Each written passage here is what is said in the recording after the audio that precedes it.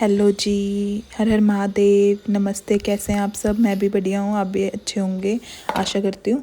और इसके बाद मेरा स्टार्ट होता है ये कि मैं नींबू और नमक लेके जाती हूँ मंदिर में साफ़ करने के लिए नाग जी को। तो मैं मंदिर में आ चुकी हूँ। तो मैं यहाँ पे मंदिर में मेरे से सर ही फूट गया इस पे घंटी पे। मैं आई हूँ मंदिर में धोने नाग जी को। और ये घड़ा रखा हुआ है इसमें इसको धोने के लिए, और एक दो लोटे और हैं उसे धोने के लिए आई हूँ। और ये आपने देखा ही होगा नींबू और नमक से क्लीन होएगा। वो कैसे करेंगे वो मैं बताती हूँ आपको अभी वीडियो में। तो देखिए ये सब मैं धोने वाली हूँ। 1 2 3 4 5 6 7। और ये नाग जी और ये घड़ा मैं धोने वाली हूँ नींबू और नमक से। हर हर महादेव। ये सेपरेट है।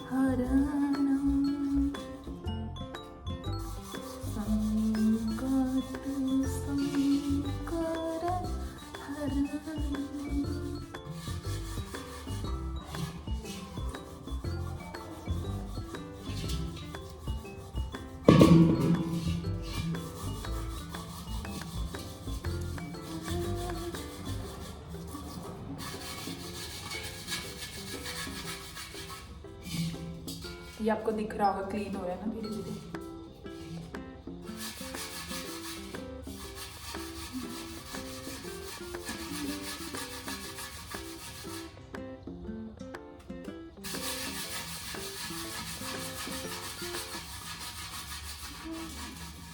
उसके बाद बारी आती है नाग जी की।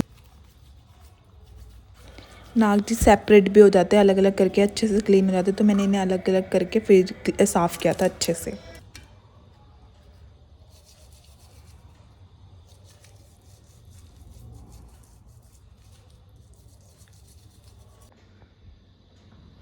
भगवान जी को भी अभी नहलाना है सबको, सारे फूल वगैरह छोड़ के चले गए हैं। तो अब मैं साफ़ करूँगी इसके बाद। तो उसके बाद मैं फटाफट काम पे लग गई थी। काम पे लगने के बाद मैंने फटाफट फूल वगैरह हटाए, सारे उठाए अच्छे से उठाने के बाद फिर लोटे लूटे उठाए वहाँ से। फिर उसके बाद मैंने महादेव जी को और गणेश जी, माता पार्वती, नंदी भगवान जी और छोटू से हमारे पास शिव जी हैं, उन सबको नहलाया अच्छे से। साफ़ करने के बाद फूल अच्छे से उठाने पड़ते हैं क्योंकि वो नाली में फंस जाते हैं। नाली में फंस जाएंगे तो पानी रुक जाएगा, फिर सारा ख़राब हो जाएगा। लोग तो जल चढ़ा के चले जाते हैं, पर ये हम सबको समझना चाहिए कि हमें सफाई भी करनी पड़ती है। और अगर हम साफ़ रखेंगे तभी भगवान अपनी कृपा हम पे दिखाएंगे, है ना। तो जैसे हम अपने आप को साफ़ रखते हैं वैसे भगवान जी को भी हमारा साफ़ करना चाहिए। हमारा फ़र्ज़ बनता है भगवान जी को साफ़ करना, है ना। तो उसके बाद मैं रोज़ तो मैं नहीं करती हूँ, कभी पापा करते, कभी मम्मी करती, कभी भाई करते, कभी मैं करती। तो आज मेरी बारी थी तो मैंने लाने आई थी भगवान जी को। तो फिर उसके बाद मैं शुरू हो गई, फिर सबको नहलाया। फिर उसके बाद मैंने सारे मैट वगैरह उठाए। मैट वगैरह उठाने के बाद अच्छे से पोंछा मारा। वहाँ पे पोंछा मारने के बाद साफ़ सफाई करनी, क्योंकि जो मैंने नींबू वगैरह से धोया था ना वो सारा वहाँ पे गिर गया था। तो फिर फूल वगैरह तो साफ़ कर लिए थे अच्छे से। फिर पानी भी तो डालने का वो होता है कि हाँ पानी से भी तो नहलाना ही है, क्योंकि फिर बाद में मंदिर बंद करना होता है, क्योंकि कोई वो रख देता है, क्या बोलते हैं उसे, चीनी डाल देता है या गुड़ रख देता है, तो उससे चींटी वगैरह लग जाती हैं, तो साफ़ करना पड़ता है। तो उसके बाद साफ़ करने के बाद मैंने दिए वगैरह भी धोए, सारे वहाँ पे रखे हुए थे, फूल वगैरह गमले वगैरह सब कुछ छोटे छोटे से रखे होते हैं, वो सारे मैंने उठाए वहाँ से, साफ़ किए अच्छे से। फिर उसके बाद मैंने 1-2 गाने भी गाए जो मुझे आधे आधे आते हैं, वो मैं नहीं गाना चाहती हूँ अपनी सुरीली सी आवाज़ में, आप बोर हो जाओगे मेरे गाने सुन के। और फिर ये सारे मैंने सफाई की।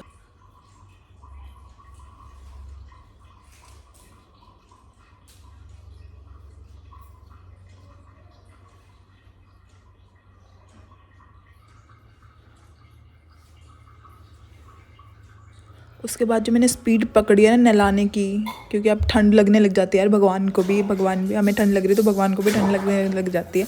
तो उसके बाद मैंने स्पीड पकड़ी, फटाफट नहलाया फटाफट से, गणेश जी को नहलाया अच्छे से, उनका मुँह धोया। फिर उसके बाद माता पार्वती को नहलाया।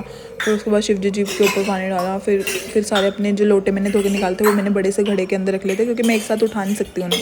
फिर मैंने उठा तो सकती नहीं मैं उन्हें, फिर मैंने सारे अलग निकाल दिए और उससे साइड में रख दिया ऊपर, उसमें थोड़ा सा पानी डाला, क्योंकि ये खाली नहीं रखना चाहिए कभी भी।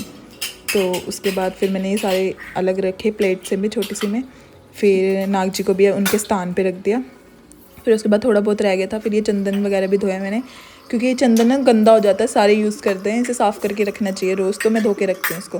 तो फिर उसके बाद मैंने धोए सारे, मैट मूट तो उठा दिए थे।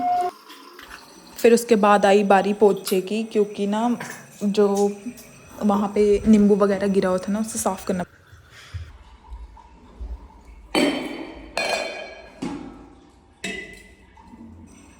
हम ऐसे सोचते हैं ना कि हम साफ़ क्यों करें, हम छोटे हो जाएंगे, वो भगवान के आगे हम सब छोटे ही हैं। तो ऐसा कुछ नहीं हमें सोचना चाहिए कि हम साफ़ करेंगे ये वो। अगर हम वहाँ पे चढ़ा रहे हैं तो तुम ये भी तो जिम्मेदारी हमें रखनी चाहिए, और तुम्हें रखनी चाहिए कि हम साफ़ भी करें, है ना। तो उसे साफ़ करना कितना मुश्किल होता है।